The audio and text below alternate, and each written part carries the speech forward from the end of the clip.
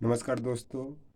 आज मैं कल जो 26 जनवरी 1950 के जो संविधान लागू हुआ उसी के उपलक्ष्य में गणतंत्र दिवस मनाया जाएगा। लेकिन इस गणतंत्र दिवस पर एक नया अनोखा चीज़ किया जा रहा है, वह है धार्मिक यात्रा। जबकि इस गणतंत्र दिवस के दिन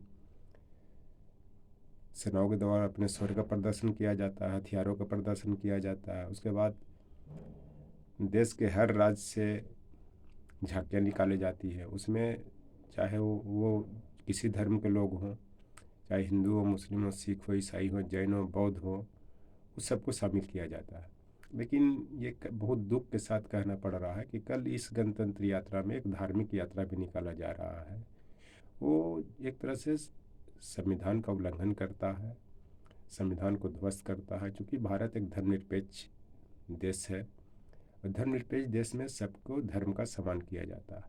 इससे क्या हुआ कि आगे जो भी प्रधानमंत्री आएंगे, भविष्य में जो आएंगे, वो भी किसी न किसी धर्म को ये बढ़ावा देंगे धार्मिक यात्रा निकालने के लिए, जो एक शुभ संकेत नहीं है। तक विष्णु पुराण में कहा गया, तत्कर्म यन बंध्या स विद्या या विमुक्ति। अर्थात कर्म वही है जो बंधन में न बंधे, विद्या वही है जो मुक्त करे। लेकिन जिनको अपने कर्म का पता नहीं है, जिनको शिक्षा का पता नहीं है कि शिक्षा क्या होती है, विद्या क्या होती है, तो उस तरह से तो इस देश में घटना घटेगी ही। पद धारण करने से क्या होगा, राष्ट्रपति बनने से क्या होगा, प्रधानमंत्री बनने से क्या होगा। महाभारत काल में भी देखा कि धृष्टात जो अंधत थे, उनके जो सारथी संजय थे, जो वार्तालाप होता है वो ले जाते हैं, लेकिन उनकी अंधापन का लोग फायदा उठा करके उनके पुत्र और संबंधी कितना तनाशा निरंकुश बन जाते हैं, जो अंततः महाभारत का युद्ध का रूप ले लेता है, जिसमें कौरवों का सत्यानाश होता है। तो आप इसी से अंदाज लगा सकते हैं कि इस देश में जो धार्मिक यात्रा का कितना खतरनाक संकेत दिया जा रहा है। आज इतिहास उठा के देख लीजिए कि इस देश में जो जिसने भी धर्म को बढ़ावा दिया उसका सत्यानाश हो गया। उदाहरण के औरंगजेब के देख लीजिए, और इस तरह से जो भी मुस्लिम आक्रमणकारी आए, चाहे हिंदू शासक हुए, सबके टाइम में यही हुआ था। इसी पर एक गालिब का भी शेर आता है, भरी है दिल में जो हसरत, कहूँ तो किससे कहूँ, सुने हैं कौन मुसीबत, कहूँ तो किससे कहूँ। आज देश में किस तरह से मुसीबत आया हुआ, संकट आया हुआ है चारों तरफ से। उधर चाइना को लेकर के, उधर पीओ के लेकर पाकिस्तान से, सब तो चाहते हैं कि देश में इस तरह की समस्याएं पैदा हो, धार्मिक हो, चाहे सामाजिक हो, चाहे राजनीतिक हो, चाहे बिजनेस की हो, ताकि वो लोग फ़ायदा उठाए। दूसरी चीज़ की, जो संविधान निर्माताओं ने जो 2 वर्ष 11 महीना 18 दिन में जो इस संविधान का निर्माण करके दिया, उसको इस गवर्नमेंट ने 8 सालों में तो ध्वस्त करके रखे हुए।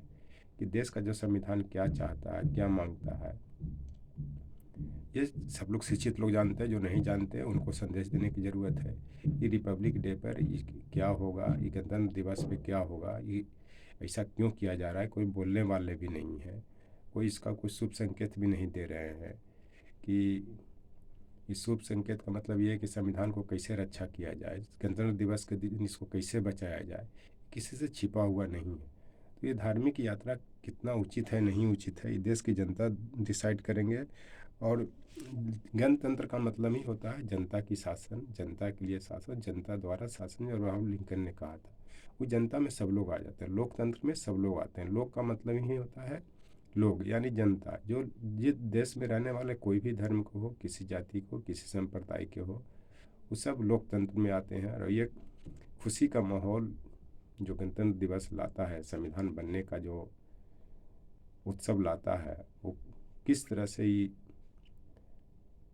नुकसान पहुंचाएगा। इस तरह के जो नीतियाँ बनाई जा रही है, देश के लोगों पर क्या असर पड़ेगा, कितना दुखी होंगे ये गणतंत्र में रहने वाले लोग, उनको उन्हीं को पता हो, किसी से पता नहीं है। दूसरी चीज़ की जो इससे जो अभी जो गणतंत्र के बाद जो अभी जो आएगा, इसके मतलब ये हुआ कि जो धार्मिक यात्रा से क्या क्या नुकसान होंगे, किस किस तरह से जो सांप्रदायिक सौहार्द बिगड़ेगा, कैसे ये देश की राष्ट्रीय एकता अखंडता को ध्वस्त किया जाएगा। क्योंकि जो सेना होती है वो राष्ट्रीय एकता और अखंडता को सुरक्षित करती है। वही गणतंत्र दिवस पर दिखाते हैं कि मेरे पास हर तरह के एमुनेशन है, हथियार है। उसके बाद हर तरह के मैं प्रदर्शन करने में सफल हूँ। जो रक्षा से संबंधित प्रदर्शन करते हैं, देश की सारी जनता सुरक्षित है, तभी देशवासी चैन से सोते हैं, चैन से रहते हैं, क्योंकि हमारी सीमाएं सुरक्षित है। और वो सब सीमाएं सुरक्षित करने में जो भारत माँ के सपूत हैं, वो गणतंत्र दिवस पर अपनी कला दिखाते हैं, शौर्य दिखाते हैं और तरह तरह की झांकियाँ भी दिखाते हैं।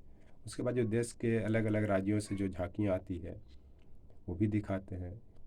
वो संस्कृति रूप से भारत मजबूत है। भारत के जो सभी धर्म के लोग हैं, सभी धर्म के मानने वाले लोग सुरक्षित हैं, सभी में अपनत्व है, सभी में समानता है। और जो संविधान का जो प्रस्तावना में लिखा गया है भारत के बारे में, कि हम भारत के लोग भारत के संप्रभुत्व संपन्न समाजवादी पंथ निरपेक्ष लोकतांत्रिक गणराज्य लाने के लिए उसके समस्त नागरिकों में सामाजिक आर्थिक राजनीतिक न्याय सुनिश्चित करने के लिए, ये सब गणतंत्र दिवस पर ही इसकी झांकियाँ मिलती है। वही सब दिखाते हैं कल्चर के बारे में, सामरिक दृष्टि से मजबूती के बारे में, और जो भी चीज़ देश में जो उपलब्धियाँ होती है। इस कारण धार्मिक यात्रा निकालना कितना उचित है, नहीं उचित है, ये देश की जनता डिसाइड करेंगे। सबसे बड़ी दुख की बात है कि इसका कोई विरोध नहीं करते हैं। कि मान लिया राजा अगर अशिक्षित है, अगर धृतराष्ट्र की तरह राजा अंधा है, तो उसके आसपास को जो रहने वाले जो सगे संबंधी हैं, मैंने मंत्री परिषद सगे संबंधी हो गए, या इनका जो कार्यकर्ता हो गए, या इनके जो सरकार चलाने वाले हो गए, उनको ये क्यों नहीं पता चल रहा है, ये क्यों नहीं सूझ रहा है कि महाभारत जैसा ही औरंगजेब कालीन जैसा स्थिति ना भारत में फिर दोहराया जाए। इसको कैसे रोका जाए, इसको रोकने की ज़रूरत है। इस पर सबको अपने अपने मत देने पड़ेंगे और अपने अपने स्तर से इनको रोकने का प्रयास करना पड़ेगा। Thank you.